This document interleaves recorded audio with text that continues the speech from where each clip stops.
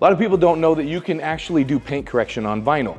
We already paint corrected this and there's still that many scratches. We just did this truck.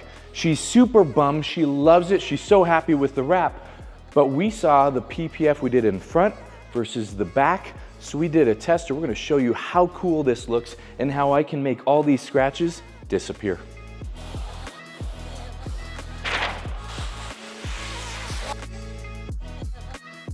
As we're going, the difference. So everyone saw, right?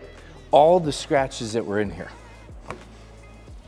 We're gonna check this. This was that really bad spot right through here.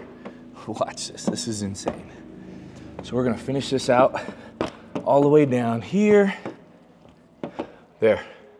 That's where all those scratches were at. There's nothing.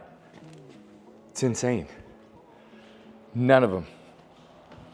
And what we're gonna do is we're gonna go basically from like window down. This is where she gets a lot of this.